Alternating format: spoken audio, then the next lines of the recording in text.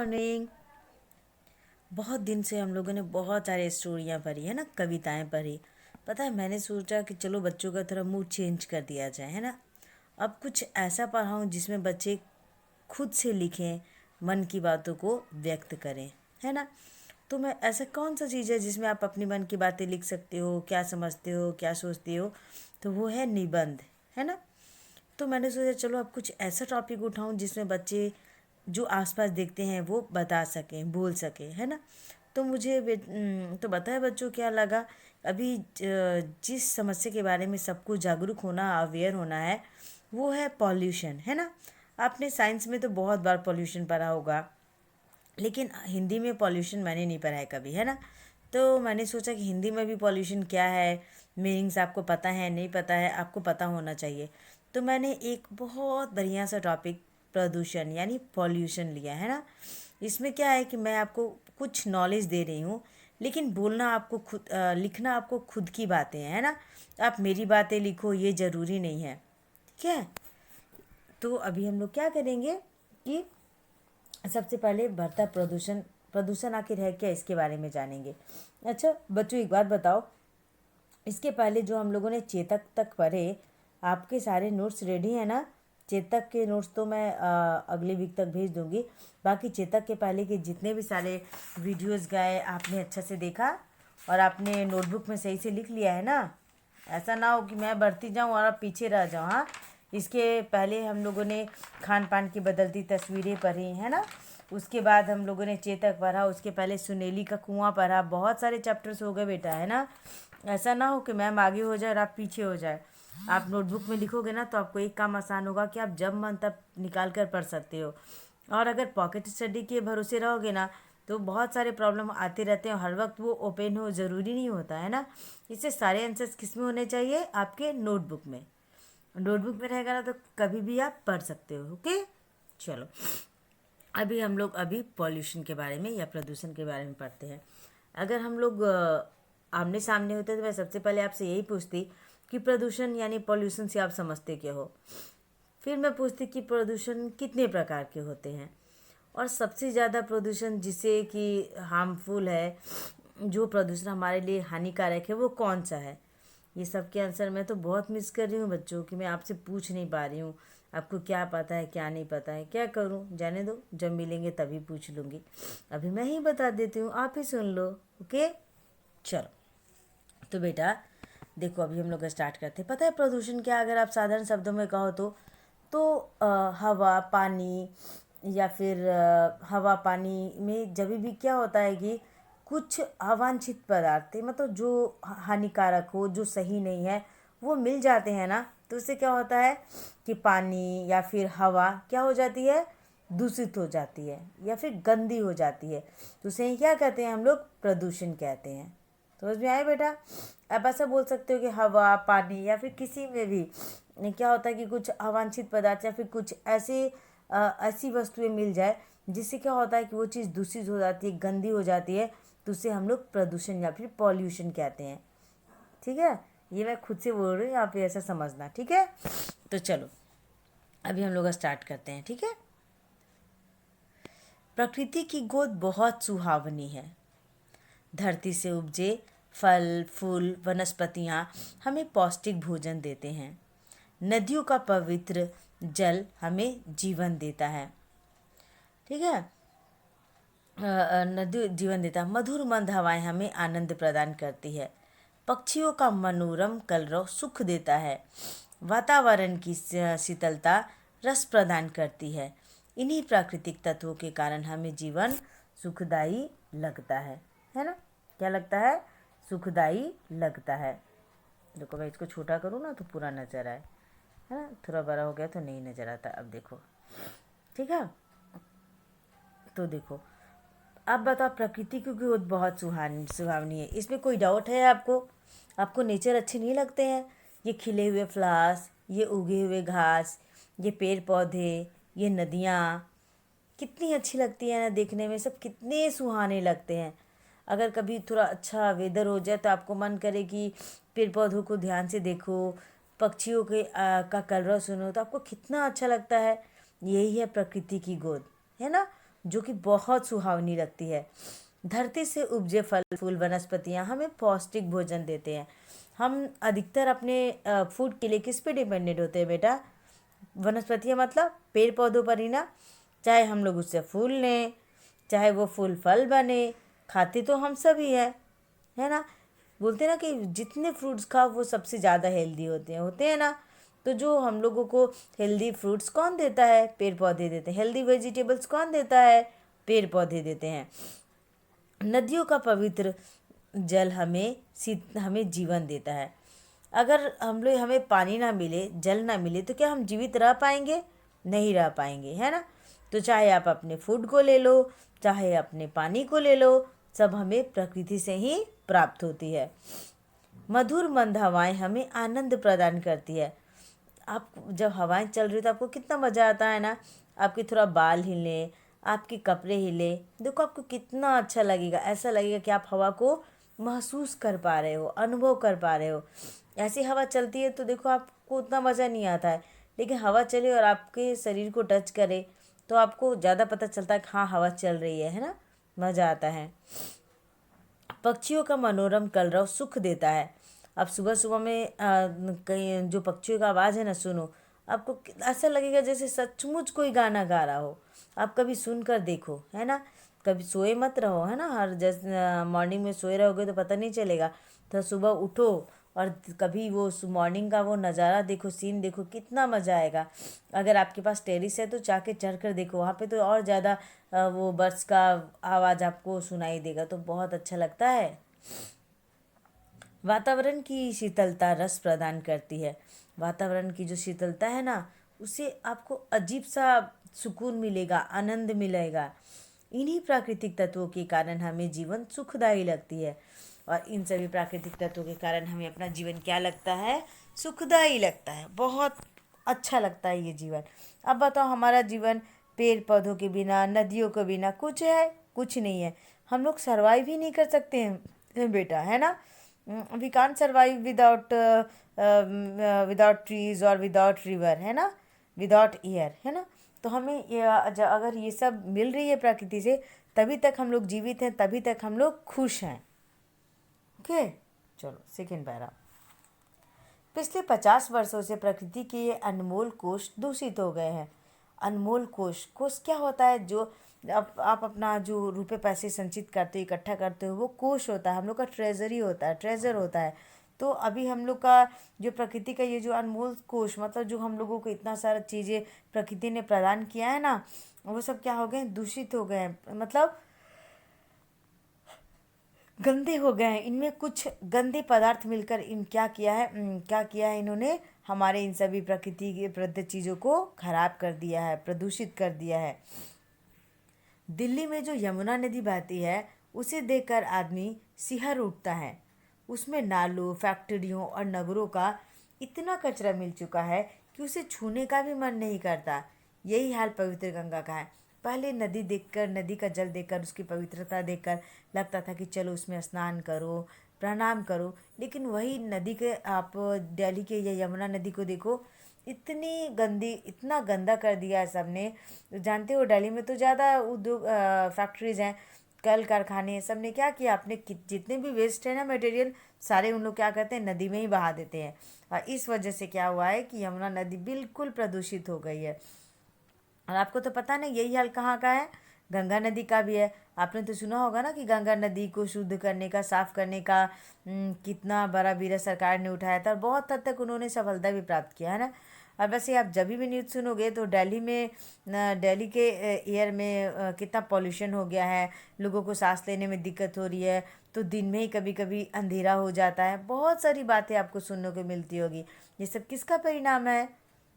प्रदूषण का। यही सब है प्रदूषण, है ना। दिल्ली में सोचो तो अब कोई रहना नहीं चाहता है वहाँ के पॉल्यूशन के वजह से, है ना। कि वहाँ पे इतनी इतनी सारी गाड़ियाँ चलती है, इतने सारे कल कारखाने हैं कि बस आप पूछो मत। वहाँ का उन्होंने पूरा पॉल्यूशन का सिटी बन गया है वो, है ना। अब देखिए, एक गाना भी आप सुने होगा, राम तेरी गंगा मैली हो गई है, पापियों का पाप धोते देते। कुछ लोगों ने गंगा ने नदियों को इतना गंदा कर दिया है। अपने कचरा कूड़ा करकट उसमें डाल डालकर पवित्र नदी गंगा को क्या किया है, गंदा कर दिया है। आज कुओं, तालाबों, नहरों सबका पानी दूषित हो चुका है, इसलिए पानी बोतलों में बंद होकर बिक रहा है। अभी जो हम लोग बिसलरी पीते हैं, ये पहले के ज़माने में क्या इस सब की ज़रूरत होती थी, नहीं होती थी, है ना।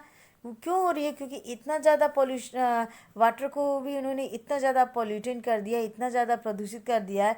अब सब साफ पानी पीने से भी डरते हैं, कि पता नहीं होता कि पता नहीं इसमें क्या मिला हो, पानी कहाँ से होकर आ रहा हो, है ना। तो सब बिसलरी वाटर्स लेते हैं कि उसमें उन्हें कम से कम एक यकीन होता है कि हाँ ये बंद है, सील है, तो ये पानी साफ होगा, है ना। कोई चीज़ साफ स्वच्छ नहीं है, कोई भी चीज़ साफ स्वच्छ नहीं है। सभी फल और अन्य विषैले रसायनों के कारण हानिकारक हो चुके हों। आम हो या सेब, केला हो या घिया, सब में रसायन छिड़के जा रहे हैं। यहाँ तक कि दूध भी बनावटी बिक रहा है। भैंस को टीका लगाकर उसके दूध को भी अस्वच्छ बनाया जा रहा है। अभी आप जानते हो ना कि क्या हुआ कि बिना सीजन के भी हर चीज़ आपको मिल जाएंगे, है ना। ये सब किसका बना, सब पेस्टिसाइड, सब बहुत ज़्यादा वो रासायनिक खाद का यूज़ कर रहे हैं। और वो होता है ना कीड़ा मारने वाले दवा का बहुत ज़्यादा यूज़ कर रहे हैं, है ना। इन सब से क्या होता है, एक तो समय से पहले फल पक जाते हैं, और दूसरा है कि कीड़ा मारने वाला दवा अगर कीड़े को मार रहा है तो वो कहीं ना कहीं तो वेजिटेबल्स और फ्रूट्स के अंदर भी तो जा रहा है। और वो फिर हम क्या होता है, हमारे जब हम लोग खाते हैं तो वो हमारे बॉडी के अंदर चला जाता है। तो अब देखो, पहले हम लोग कहते थे कि फ्रूट्स खाओ, हम लोग बहुत हेल्दी रहेंगे। आजकल क्या हुआ कि फ्रूट्स और वेजिटेबल भी खाद के कारण या फिर रसायन, वो विषैले रसायन के कारण क्या हुआ है, हानिकारक हो गए हैं, है ना। अभी तो क्या होता है कि जैसे दूध भी होता है, भैंस या फिर गाय को क्या होता है कि इंजेक्शन दे देकर दूध ज़्यादा से ज़्यादा निकालते हैं, जिससे क्या होता है कि उसके वजह से दूध भी अस्वच्छ हो जाता है। आज वायुमंडल भी दूषित हो चुका है। शीतल हवा के झोंके नदारद हो गए हैं, उनकी जगह मिलती है लू, गैस और पेट्रोल के धुएं से भरी दम घोटू हवाएं। सही बोल रहा है ना बेटा। अभी सामने आप कहीं जाओ, आपको वो हवा अजीब सी लगेगी, लगेगा कि कितना सांस लेने में बहुत आपको तकलीफ हो रही है ना। आप कभी जाके देखो रोड के बीच में, है ना, अजीब से लगेगा आपको, फ्रेश एयर नहीं महसूस होगा, लगेगा कि जल्दी से वापस अपने घर चले जाएं, ऐसा महसूस होता है। अब वो जो ठंडी ठंडी हवाएं चलती थी उसके बजाय कैसी हवा मिलती है आपको, वो गैस वाली, पेट्रोल के धुएं वाली दम घोटी है, जिससे कि आपका दम घुट जाए। वातावरण में नमी की जगह गर्मी ने ले ली है।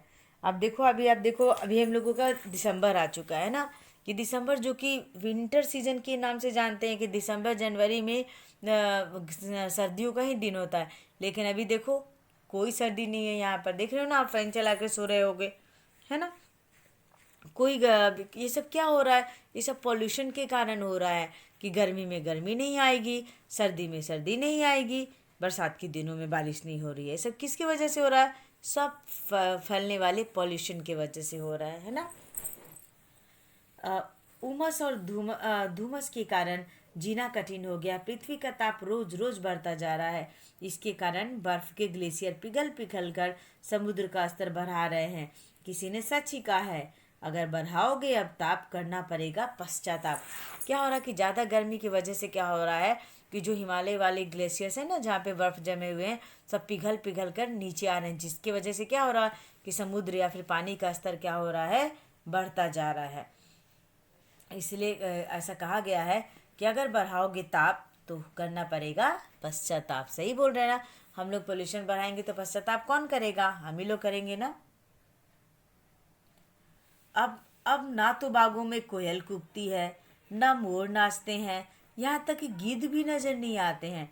दूषित वातावरण के कारण कई जीव जंतु और पक्षी लुप्त होते जा रहे हैं, है ना। अब देखो आपको कोयल की आवाज़ भी उतनी नहीं आती है, और ना ही आपको नाचते मोर भी, कहीं कभी कभार एक आध दिख जाए अलग बात है, लेकिन उतने मोर भी नाचते हुए नहीं नजर आते, क्योंकि सब पॉल्यूशन, फिर आदमी से डर डर कर सब नहीं करते हैं कुछ भी, है ना। यहाँ तक कि पहले गिद्ध भी नजर आते थे, अब वो भी नजर नहीं आते हैं।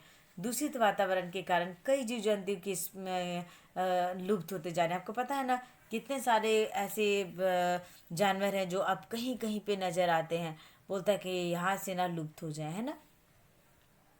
वातावरण में शोर इतना है कि लोग बहरे हो गए हैं। आज सड़कों पर वाहनों का शोर, उत्सवों पर डीजे संगीत का शोर, सब जगह शोर ही शोर है।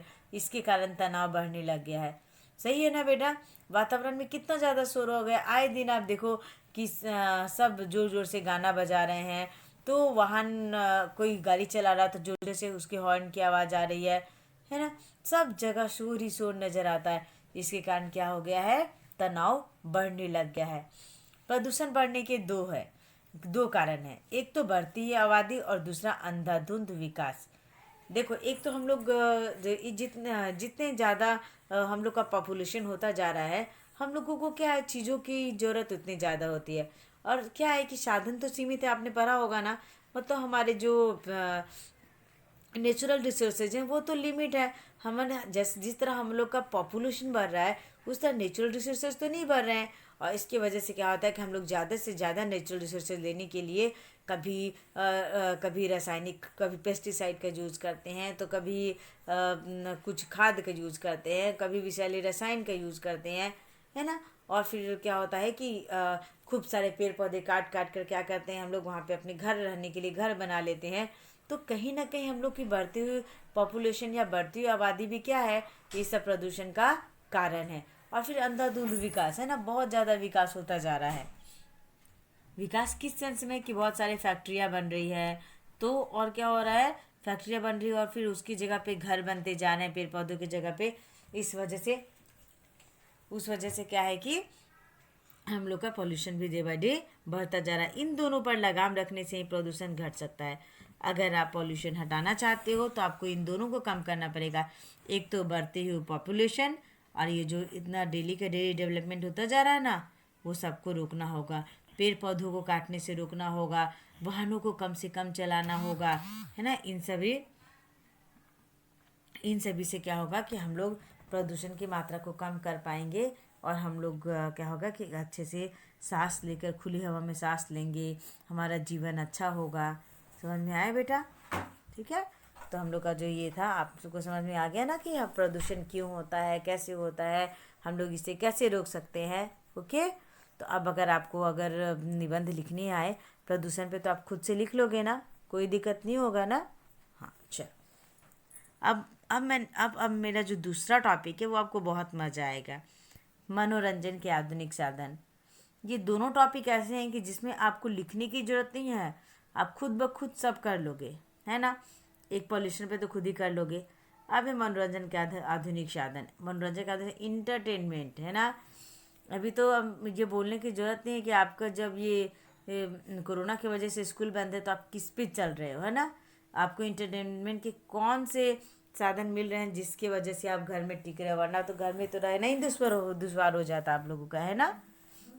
तो हम लोग का जो सेकेंड टॉपिक है वो है मनोरंजन के आधुनिक साधन। ठीक है। अब देखो, आज का मानव मशीन बन गया है। आधुनिक मशीनी जिंदगी ने मनुष्य को मनोरंजन की बहुत आवश्यकता है। आज जितना स्ट्रेस सबके पास है बेटा, काम करने का, सुबह से उठ के जो भागा दौड़ी स्टार्ट होती है, चाहे वो आपके पेरेंट्स की हो चाहे वो खुद की हो। अभी स्कूल बंद है, लेकिन अगर स्कूल बंद ना होता तो आपका टाइम टेबल कितना स्ट्रिक्टली जाता है, देखते हो ना। मॉर्निंग स्कूल, अगर ट्यूशन जाते हो तो ट्यूशन, अगर एक्स्ट्रा एक्टिविटीज़ है तो वो क्लासेस, मतलब आपका बंद ही नहीं होता। मॉर्निंग से जो स्टार्ट होता टिल इवनिंग आप लोग वर्क करते ही रह जाते हो, है ना? तो इस वजह से क्या होता है कि भागा दौड़ की ज़िंदगी में हम लोग को क्या जरूरत पड़ती है, अपना मनोरंजन करने का, इंटरटेनमेंट करने का, है ना? उसे ऐसे मनोरंजन के साधनों की आवश्यकता है जो उसके थके हारे मन को क्या करे, गुदगुदा सके। जब आप थक कर आए हो तो आप थोड़ा इंटरटेन हो, स्ट्रेस से बाहर जाओ। इसलिए हम लोगों को क्या की ज़रूरत होती है, मनोरंजन के साधनों की। मनोरंजन के यो तो अनेक साधन हैं, जैसे कि सिनेमा हो गया, टेलीविज़न, वीडियो, कंप्यूटर आदि। ठीक है। देखो, हालांकि आपको बहुत सारे साधन मिलेंगे। चाहे आप कंप्यूटर में कोई गेम खेल लो, चाहे आप मोबाइल में गेम खेलो, चाहे कोई मूवी देख लो, चाहे आप टीवी देख लो। ठीक है। लेकिन व्यक्ति को मनोरंजन के लिए उन साधनों को अपनाना चाहिए जो उसे पसंद हो, है ना? लेकिन आपको मनोरंजन के लिए कौन से साधन अपनाने चाहिए, जो आपको पसंद हो, जो आपको अच्छा लगे, जो आपकी थकावट को दूर करे, आपके मन को खुशी दे। आपको उन्हीं साधनों को अपनाना चाहिए। कुछ लोग को इंडोर गेम्स में आनंद आता है, तो उन्हें उनके लिए समय निकालना चाहिए, है ना। कुछ लोग को इंडोर गेम पसंद है, ओके, तो उन लोग को क्या चाहिए। सपोज इंडोर गेम में बहुत सारे गेम्स आते हैं, जैसे आप बिजनेस खेलते होगे या लूडो खेलते होगे, या फिर कुछ भी जो घर में बैठ कर कैरम खेलते होगे, जो आपको पसंद हो वो इंडोर गेम्स खेल सकते हो। अ, कुछ लोग तो उन्हें समय और फिर table tennis, chess, playing cards, इन सब के द्वारा व्यक्ति क्या होता है कि अपने मन को बहला सकता है। आजकल तो टेलीविज़न ही मनोरंजन का सबसे बड़ा साधन बन गया है। उस पर हर व्यक्ति की रुचि के अनेक कार्यक्रम चौबीसों घंटे आते रहते हैं, अर्थात जिसे जिस तरह के कार्यक्रम से सुकून मिलता हो उसे वह कार्यक्रम अवश्य देखना चाहिए। अब बच्चे तो कार्टून देखते होगा, किसी को कोई एक्शन मूवी पसंद होगी तो वो देखता होगा, किसी को कोई अलग तरह की मूवी पसंद होगी, कोई डिस्कवरी ज़्यादा देखता होगा, कोई नेशनल ज्योग्राफिक ज़्यादा देखता होगा। तो जिसे जैसा चैनल पसंद है सब अपने मुताबिक देखते रहते हैं और टीवी पे चौबीसों घंटा कार्यक्रम आते रहते हैं। अतः जिसे जिस तरह के कार्यक्रम को सुकून मिलता है उसे वह कार्यक्रम अवश्य देखना चाहिए। आपकी मम्मी सीरियल देखती होगी, है ना, सबके अपने अपना पसंद है। विशेष रूप से हास्य कार्यक्रमों के लिए तो अवश्य समय निकालना चाहिए, है ना। वो कपिल शर्मा का शो भी बहुत लोग देखते होंगे, है ना। तो कॉमेडी सीरियल्स के लिए भी आप आदमी को समय निकालना चाहिए, उससे भी आदमी का एंटरटेनमेंट बहुत ज़्यादा होता है। हम्म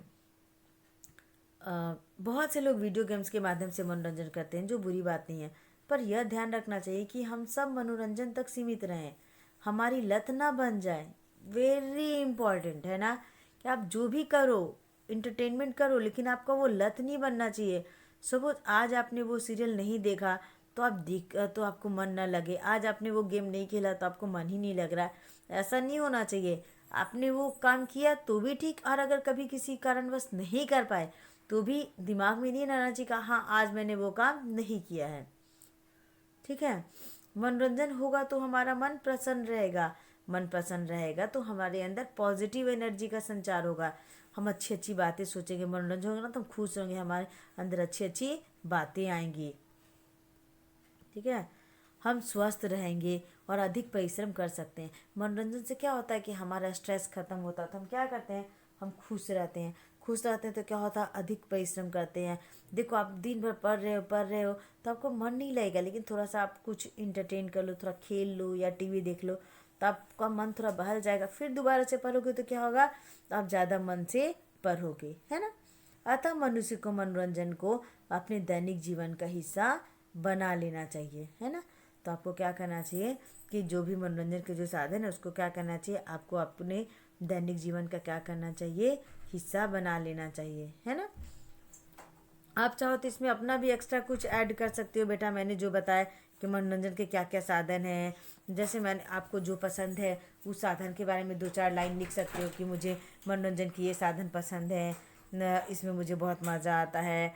और आपको जो भी अच्छा लगे आप उसमें क्या कर सकते हो, इंक्लूड कर सकते हो। मनोरंजन की पहले आप लिखोगे कि मनोरंजन की आवश्यकता क्यों है, फिर आप लिखोगे कि मनोरंजन के साधन क्या हैं, फिर आप लिखोगे कि मनोरंजन के लाभ क्या हैं, फिर आप इसकी हानि भी लिखोगे कि ज़्यादा मनोरंजन के साधन अगर यूज़ करने लगे तो हमें उसकी लत नहीं पड़नी चाहिए।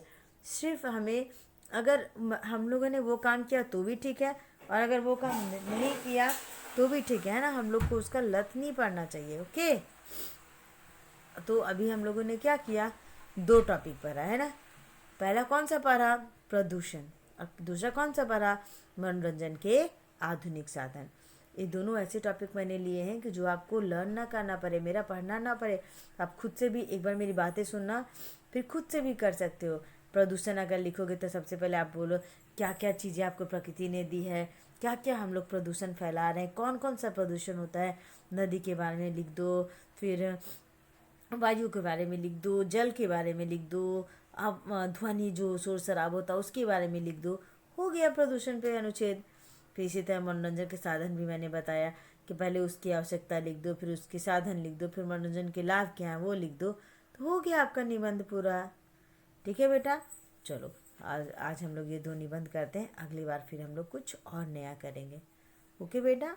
चलो मैं इसका वीडियो PDF भी भेज सेंड कर देती हूँ, आप अपने नोटबुक में अच्छा से लिख लेना। आप अपना एक्स्ट्रा बातें भी ऐड कर सकते हो, अपने तरफ से भी लिख सकते हो, लेकिन स्पेलिंग रॉन्ग मत करना। ओके बेटा, अब मैं रखूँ? चलो टिल देन बाय बेटा, टेक केयर।